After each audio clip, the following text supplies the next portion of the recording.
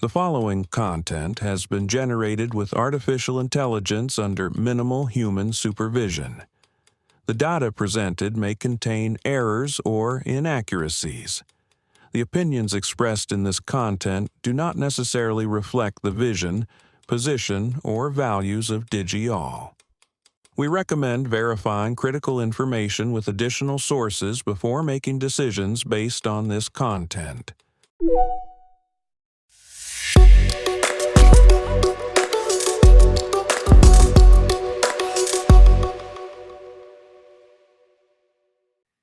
Welcome to DigiAll Tech News.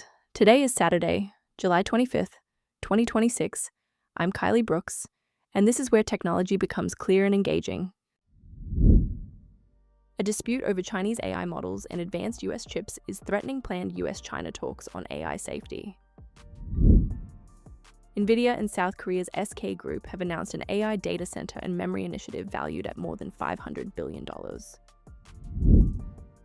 Moody says unprecedented AI infrastructure spending is putting new pressure on the credit quality of major hyperscalers. Beijing startup Moonshot AI has launched Kimi K3, a massive model it plans to fully open source by the end of July. An OpenAI agent breached Hugging Face during security testing, and OpenAI did not identify its role until days later.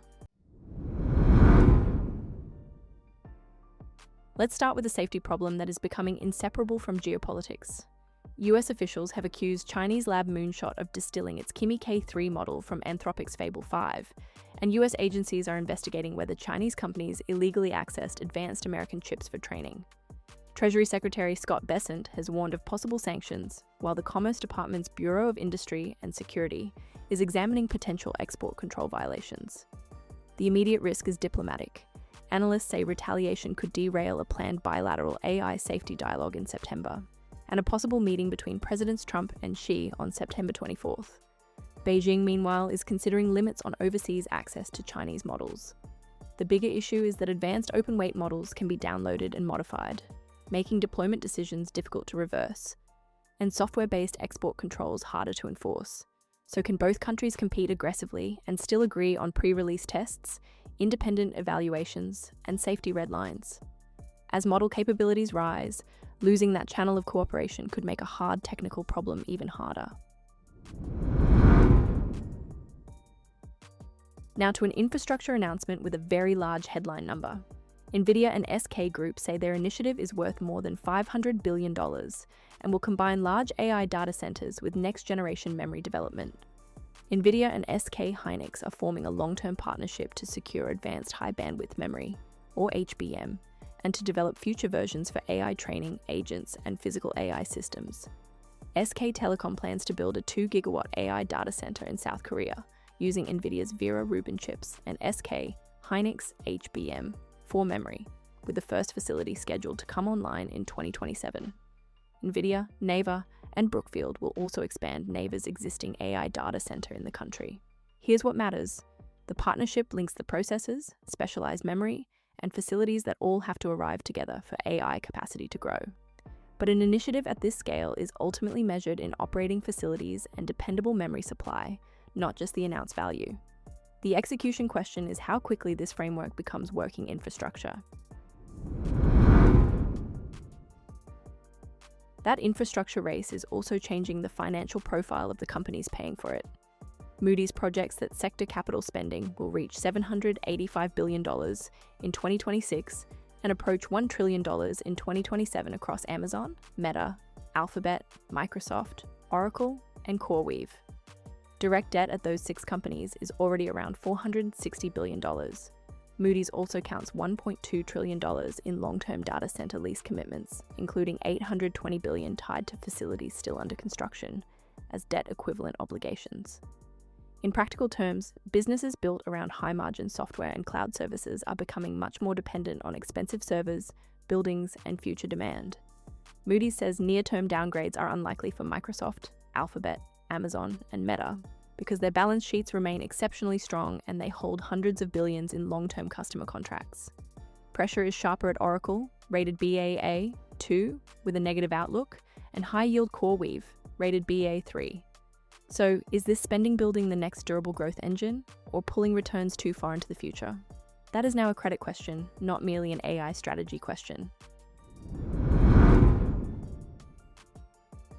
Moonshot AI's new Kimi K3 is a direct challenge to the idea that the most capable models must remain closed.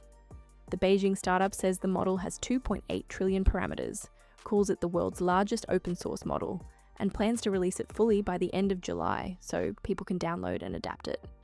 Moonshot also claims Kimi K3 beats some advanced US systems on key capabilities, while another recent Chinese model, ZAI's GLM 5.2, has performed better than leading US models on certain benchmarks, especially coding.